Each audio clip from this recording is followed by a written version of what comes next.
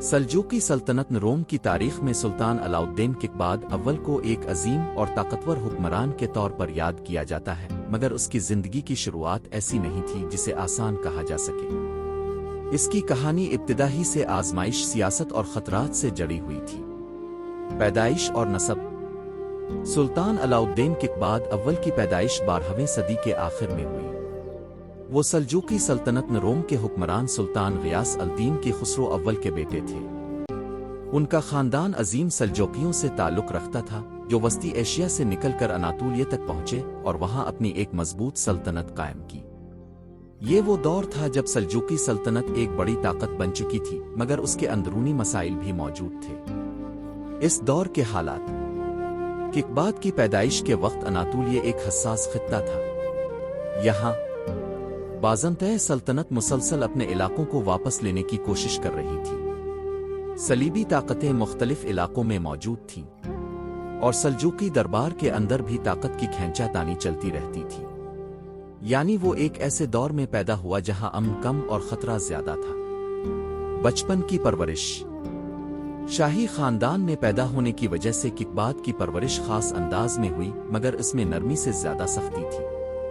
اسے بچپن سے ہی تیار کیا جا رہا تھا تاکہ وہ مستقبل میں ایک بہادر سپہ سالار بن سکے اور ایک سمجھدار حکمران بھی۔ اس کی تربیت میں شامل تھا گھڑ سواری، تلوار اور تیر اندازی، دان جنگ کی بنیادی حکمت عملی، اور درباری آداب۔ ذہنی نشو و نما۔ کیقباد صرف جسمانی طور پر ہی نہیں بلکہ ذہنی طور پر بھی مضبوط ہو رہا تھا۔ وہ دربار میں ہونے والی گفتگو سنتا، امیروں کے رویے کو دیکھتا، اور اپنے والد کے فیصلوں کو سمجھنے کی کوشش کرتا۔ یہی وہ چیز تھی جس نے اسے دوسروں سے مختلف بنایا۔ خاندانی ماحول۔ کیقباد کے خاندان میں کئی شہزادے موجود تھے، اور ہر ایک کے دل میں اقتدار کی خواہش ہونا ایک عام بات تھی۔ یہی وجہ تھی کہ بھائیوں کے درمیان اعتماد کم تھا، اور مستقبل کے لیے خطرہ ہمیشہ موجود رہتا تھا۔ کیقباد نے بچپن ہی سے یہ سب دیکھا، جس نے اسے محتاط اور سنجیدہ بنا دیا۔ ابتدائی صلاحیتیں۔ کم عمری میں ہی کیقباد میں کچھ خاص خوبیاں نظر آنے لگے۔ وہ جلد فیصلے سمجھ لیتا تھا، حالات کا اندازہ لگا لیتا تھا، اور جذبات کے بجائے سوچ سمجھ کر بات کرتا تھا۔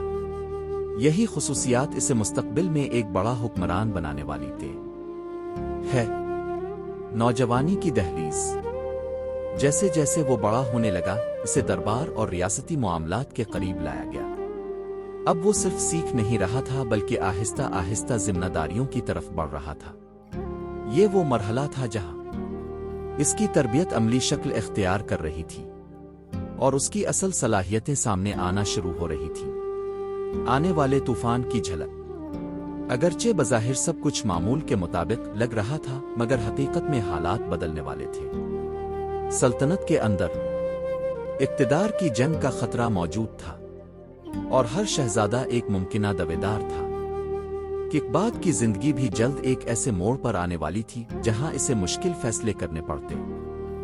سلطان علاؤالدین کیقباد اول کی زندگی کا سب سے نازک اور خطرناک دور وہ تھا جب اس نے اپنے ہی خاندان کے اندر اقتدار کی کشمکش کا سامنا کیا۔ یہ وہ مرحلہ تھا جہاں ایک شہزادہ تو ختم ہو جاتا ہے یا پھر تاریخ میں اپنا نام لکھ دیتا ہے۔ تخت کے لیے پہلا تنازع۔ جب سلطان غیاث الدین کی خسرو اول کا انتقال ہوا تو سلطنت کے اندر فوراً ایک بڑا سوال کھڑا ہو گیا۔ اب حکمران کون بنے گا؟ سلجوقی روایت کے مطابق اکثر اوقات بڑا بیٹا تخت سنبھالتا تھا، اور اسی اصول کے تحت عز الدین کیکوس اول سلطان بن گیا۔ یہ فیصلہ بظاہر سیدھا لگتا تھا، مگر حقیقت میں یہ ایک نئی کشمکش کی شروعات تھی، کیونکہ دوسرے شہزادے خاص طور پر علاؤالدین کیقباد خود کو بھی اقتدار کا حقدار سمجھتے تھے۔ خاموش کشیدگی۔ ابتدا میں کیقباد نے کھل کر مخالفت نہیں کی، مگر دربار کے اندر ایک خاموش کشیدگی پیدا ہو چکی تھی۔ کچھ امیر کیکوس کے حامی تھے، کچھ خفیہ طور پر کیقباد کی طرف مائل تھے۔ یہ وہ ماحول تھا جہاں ہر بات سوچ سمجھ کر کرنی پڑتی تھی، کیونکہ ایک غلط قدم زندگی ختم کر سکتا تھا۔ بغاوت کا فیصلہ۔ وقت کے ساتھ ککباد کو یہ احساس ہونے لگا کہ اگر وہ خاموش رہا تو ہمیشہ کے لیے اقتدار سے دور ہو جائے گا۔ یہاں اس نے ایک بڑا اور خطرناک فیصلہ کیا، بغاوت۔ یہ فیصلہ آسان نہیں تھا کیونکہ سامنے اس کا اپنا بھائی تھا اور سلطنت کی باقاعدہ فوج اس کے خلاف ہو سکتی تھی، مگر اس کے حامیوں نے اسے یقین دلایا کہ اگر وہ ابھی قدم نہیں اٹھائے گا تو کبھی موقع نہیں ملے گا۔ حامیوں کی حمایت۔ ککباد کے پاس کچھ طاقتور امیروں اور سپاہیوں کی حمایت موجود تھی۔ انہوں نے اس کے لیے فوج جمع کی، مختلف علاقوں میں اس کا پیغام پھیلایا اور اسے ایک مضبوط دعویدار کے طور پر پیش کیا۔ یہی حمایت اس کی بغاوت کی بنیاد بنی۔ پہلا ٹکراؤ۔ آخرکار وہ وقت آ گیا جب دونوں بھائی آمنے سامنے آ گئے۔ یہ صرف ایک جنگ نہیں تھی بلکہ خاندان کے اندر طاقت کا فیصلہ کن مقابلہ تھا۔ ابتدائی جھڑپوں میں ککباد نے کچھ کامیابی حاصل کی، مگر صورتحال جلد ہی بدل گئی۔ حالات کا پلٹنا۔ سلطان کیکوس کے پاس زیادہ منظم فوج، زیادہ وسائل اور مضبوط حکومتی کنٹرول تھا۔ جیسے جیسے وقت گزرا، اس کی فوج نے ککباد کے حامیوں کو کمزور کرنا شروع کر دیا۔ کئی امیر تو مارے گئے، پھر کیکوس کے ساتھ جا ملے۔ یہ بغاوت کے لیے ایک بڑا دھچکا تھا۔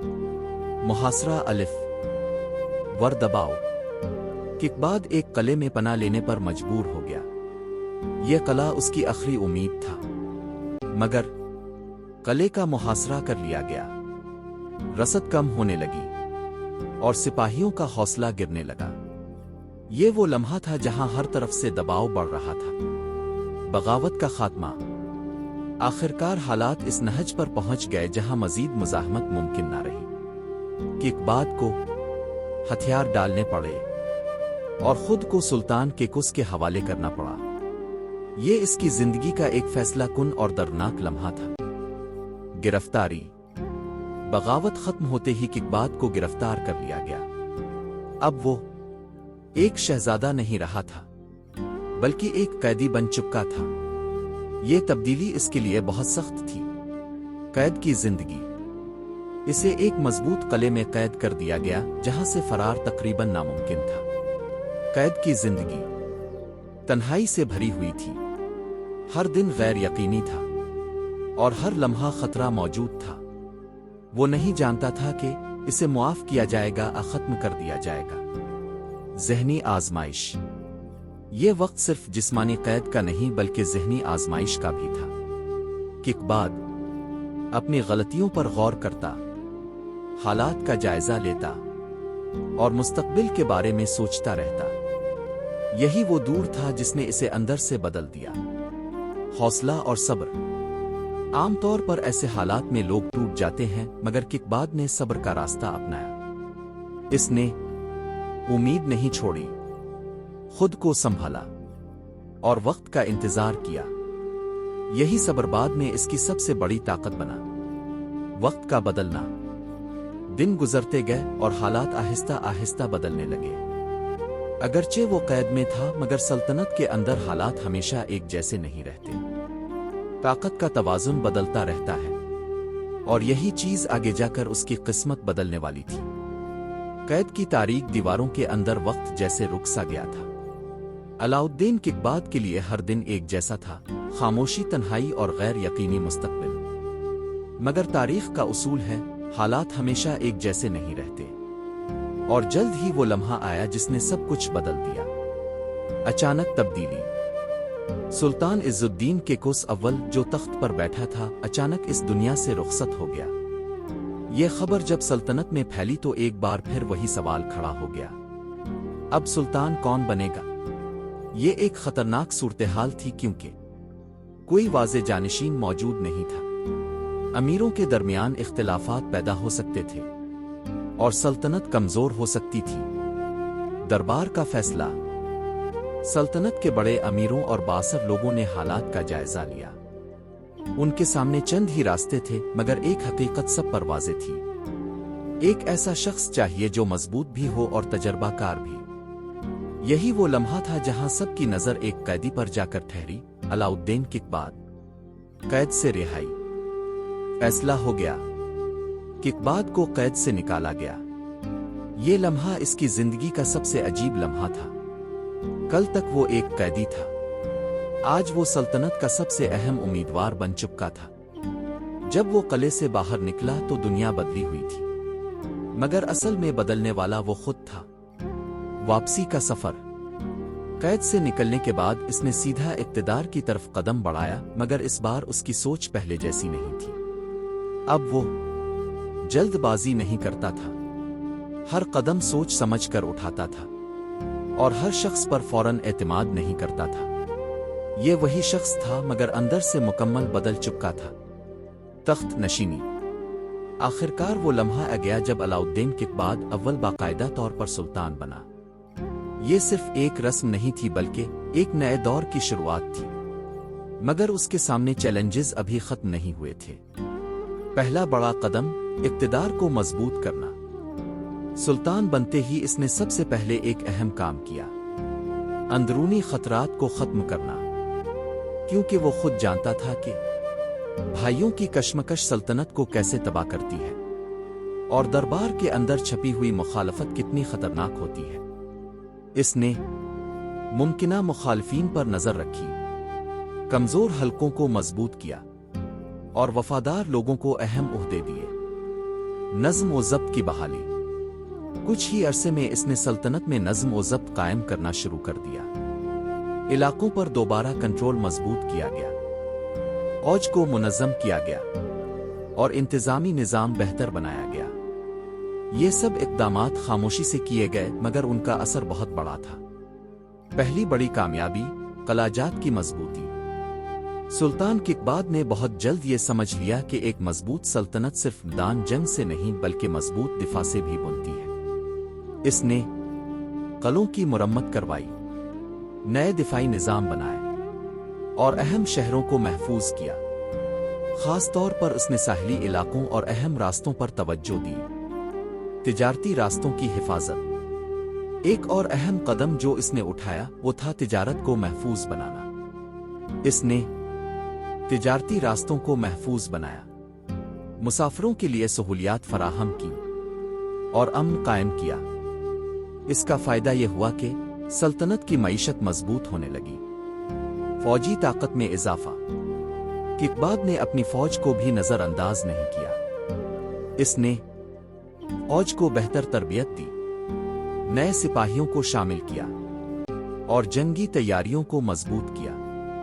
ये सब इसलिए था ताकि मुस्तकबिल के खतरात का मुकाबला किया जा सके। सुल्तान की नई पहचान। चंद ही सालों में लोग ये समझने लगे कि ये वही शहजादा नहीं रहा जो कभी बगावत में नाकाम हुआ था, बल्कि अब वो एक समझदार, सब्र वाला और ताकतवर हुक्मरान बन चुका था। अंदरूनी अमन का क़याम। सल्तनत के अंदर आहिस्ता आहिस्ता अमन कायम होने लगा। बगावतें कम हो गईं, अमीरों ने वफादारी दिखाना शुरू की और अवाम में एतमाद पैदा हुआ। ये सब किसी भी बड़ी कामयाबी की बुनियाद होता है। मुस्तकबिल की तैयारी। किकबाद जानता था कि असल इम्तिहान अभी बाकी है। बाहर बाज़ंतय खतरा मौजूद था, दीगर ताकतें भी हरकत में थीं, मगर अब वो तैयार था। सुल्तान बनने के बाद अलाउद्दीन किकबाद अव्वल ने सिर्फ अंदरूनी निज़ाम ही मजबूत नहीं किया, बल्कि जल्द ही इसने अपनी तवज्जो बैरूनी खतरात और फतूहात की तरफ मरकूज कर दी। यही वो दौर था जिसे इसकी सल्तनत का सुनहरी ज़माना कहा जाता है। जिन काल्वनोरोस/फहन अलानिये 1221 अशारिया। सुल्तान की पहली बड़ी मुहिम्मात में से एक थी काल्वनोरोस, मौजूदा अलानिये की फतह। ये इलाका बुहेरा रोम के किनारे वाक़े था, तिजारती और फौजी लिहाज से निहायत अहम था और एक मजबूत किले की वजह से नाकाबिले तस्खीर समझा जाता था। पस मंज़र। ये इलाका एक मकामी ईसाई हुक्मरान के कब्जे में था जो सल्जोकियों के लिए खतरा बन सकता था। सुल्तान ने फैसला किया कि इस इलाके को हर सूरत अपने कंट्रोल में लाना है। मुहासरा और हिकमत अमली। किकबाद ने बराह रास्त हमले के बजाय मुहासरा किया। किले को चारों तरफ से घेर लिया गया, रसद के रास्ते बंद कर दिए गए और दुश्मन को कमजोर किया गया। ये एक सब्र आजमा मरहला था। فتح آخرکار قلعہ فتح ہو گیا۔ سلطان نے اس شہر کو مزید مضبوط بنایا اور اس کا نام علا رکھا۔ یہ اس کی ایک بڑی کامیابی تھی جس نے اسے بحری طاقت بھی دی۔ جنگ یاسی چمن 1230 یہ اس کی زندگی کی سب سے اہم جنگوں میں سے ایک تھی۔ مقابلہ تھا جلال الدین خوارزم شاہ سے۔ پس منظر: جلال الدین ایک بہادر مگر سخت مزاج حکمران تھا اور اس کی طاقت تیزی سے بڑھ رہی تھی۔ اس کی موجودگی سلجوقیوں کے لیے خطرہ بن رہی تھی اور دونوں کے درمیان ٹکراؤ ناگزیر ہو گیا تھا۔ جنگ کا میدان: یاسی چمن کے مقام پر دونوں فوجیں آمنے سامنے آئیں۔ جنگ کا آغاز: ابتدا میں دونوں طرف سے زبردست حملے ہوئے، گھڑ سوار دستے ٹکرائے اور میدان جنگ شدید ہو گیا۔ فیصلہ کن لمحہ: سلطان ککباد نے صبر اور حکمت سے کام لیا۔ اس نے اپنی فوج کو منظم رکھا، مناسب وقت پر حملہ کیا اور دشمن کی صفوں کو توڑ دیا۔ نتیجہ: جنگ یاسی چمن 1230 میں جلال الدین کو شکست ہوئی۔ یہ فتح سلجوقیوں کی سب سے بڑی کامیابیوں میں سے تھی اور اناطولیہ میں ان کی برتری کو مضبوط کر گئی۔ سرحدی فتوحات اور توسیع: ان بڑی جنگوں کے علاوہ بھی سلطان نے کئی اہم علاقے اپنے کنٹرول میں لیے۔ مشرقی اناطولیہ کے علاقے، تجارتی راستے اور اہم قلعے۔ اس نے ہر جگہ پہلے استحکام پھر توسیع کی حکمت اپنائی۔ ارطغرل غازی کا ذکر: تاریخی حقیقت کے مطابق اسی دور میں ایک بہادر ترک سردار ارطغرل غازی بھی موجود تھا۔ تاریخی طور پر یہ بات ملتی ہے کہ ارطغرل اور اس کا قبیلہ سلجوقیوں کے زیر اثر تھے۔ انہوں نے سرحدی علاقوں میں خدمات انجام دے اور دشمنوں کے خلاف لڑائیوں میں حصہ لیا، مگر کسی خاص جنگ میں ککباد کے ساتھ براہ راست ملاقات کا واضح ثبوت نہیں۔ نہ ہی کوئی مستند واقعہ ملتا ہے جیسا ڈراموں میں دکھایا جاتا ہے۔ حقیقی اہمیت: ارطغرل کی اصل اہمیت یہ ہے کہ اس نے سرحدوں پر اہم کردار ادا کیا۔ اس کا قبیلہ بعد میں عثمانی سلطنت کی بنیاد بنا، یعنی وہ اس دور کا حصہ تھا مگر کہانیوں جیسا مرکزی کردار نہیں۔ سلطان کا سنہری دور: ان فتوحات کے بعد سلطان علاؤالدین ککباد کا دور اپنے عروج پر پہنچ گیا۔ اس کی سلطنت طاقتور ہو چکی تھی، معاشی طور پر مضبوط تھی اور دشمنوں پر برتری حاصل کر چکی تھی۔ شخصیت کی جھلک: اس دور میں ککباد ایک ایسے حکمران کے طور پر سامنے آیا جو بہادر بھی تھا، سمجھدار بھی اور دور اندیش بھی۔ سلطان علاؤالدین ککباد اول کا دور اپنی طاقت، فتوحات اور استحکام کے لیے جانا جاتا ہے، مگر ہر طاقتور سلطنت کے اندر ایک خاموش خطرہ بھی ہوتا ہے: دربار کے اندر بیٹھے ہوئے لوگ۔ یہی خطرہ اس دور میں ایک شخص کی صورت میں سامنے آیا: امیر سعد الدین کوپک۔ امیر سعد الدین کوپک کا عروج: سعد الدین کوپک شروع میں ایک معمولی درباری افسر تھا، مگر اس کے اندر ایک چیز بہت مضبوط تھی: اقتدار کی خواہش۔ وہ ذہین تھا، چالاک تھا اور موقع کو پہچاننے والا تھا۔ آہستہ آہستہ اس نے دربار میں اپنی جگہ بنانا شروع کی۔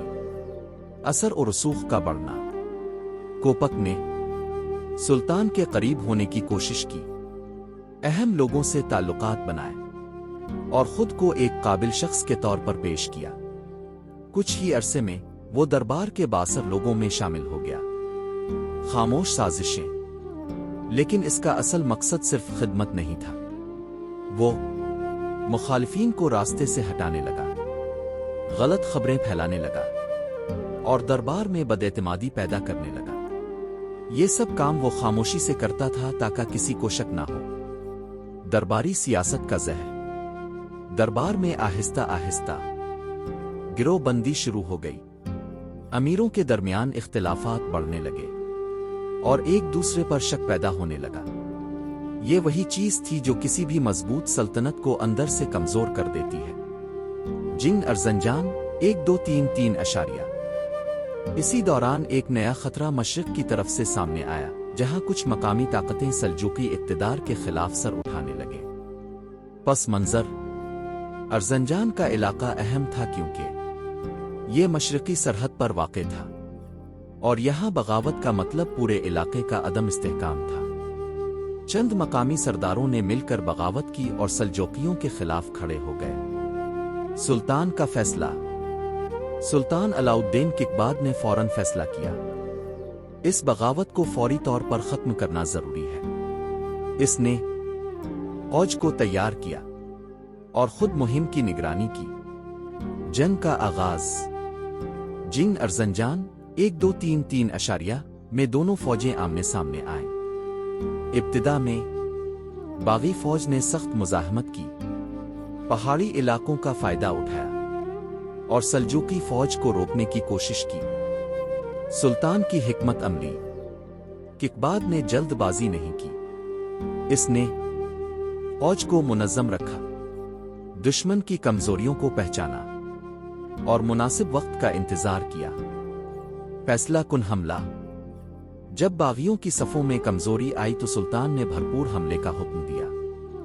घर सवार दस्ते आगे बढ़े, दुश्मन की सफें टूट गईं और मैदान उनके हाथ से निकल गया।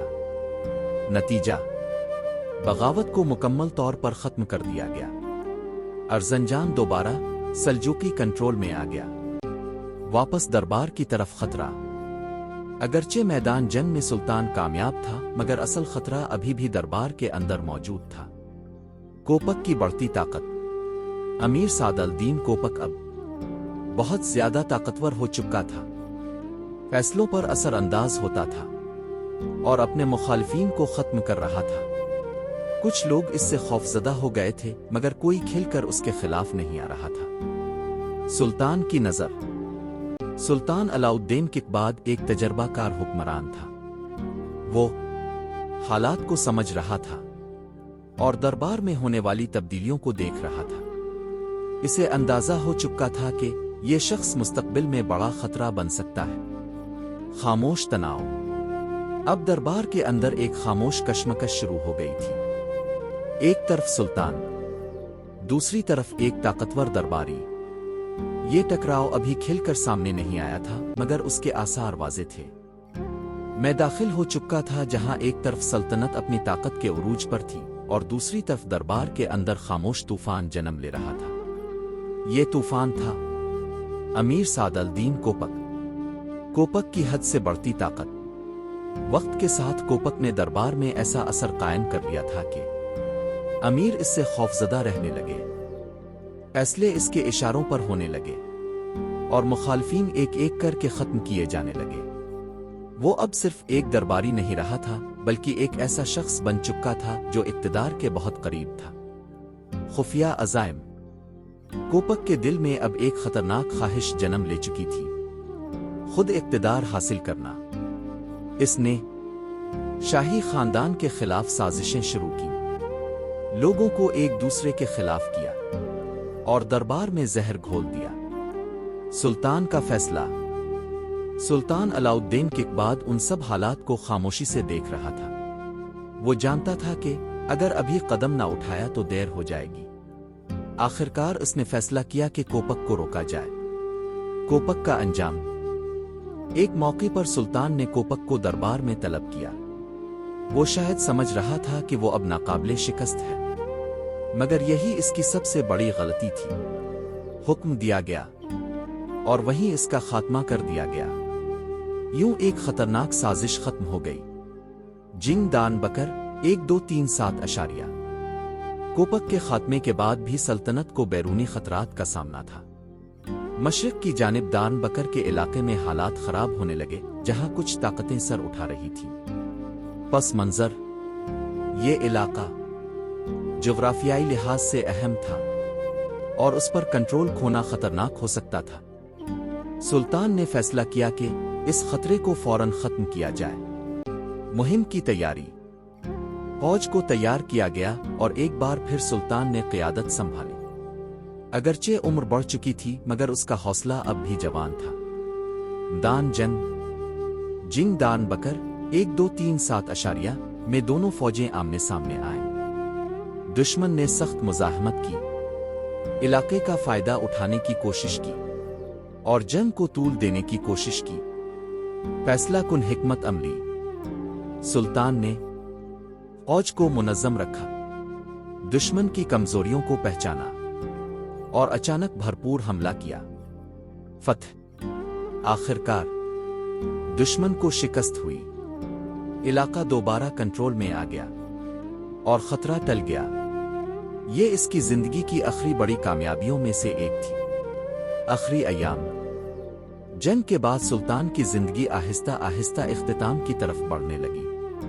अब वो उम्र के आखिरी हिस्से में था। जिस्मानी तौर पर कमजोर हो चुका था, मगर ज़हनी तो रे पर अब भी मजबूत था। खामोशी और गौर व फिक्र। आखिरी दिनों में वो ज्यादातर माजी को याद करता, अपने फैसलों पर गौर करता और सल्तनत के मुस्तकबिल के बारे में सोचता रहता। ये वो वक्त होता है जब एक अजीम हुक्मरान भी खुद से सवाल करता है। दरबार का माहौल अगरचे कोपक खत्म हो चुका था, मगर उसकी साजिशों के असरात बाकी थे। दरबार मुकम्मल तौर पर पुरसुकून नहीं था और अंदरूनी तनाव अभी भी मौजूद था। वफात। आखिरकार 1237 में सुल्तान अलाउद्दीन किकबाद अव्वल का इंतकाल हो गया। इसकी वफात अचानक हुई और बाज़ रवायात में जहर देने का जिक्र भी मिलता है, मगर इस पर मुकम्मल इत्तिफाक नहीं। एक दौर का खात्मा।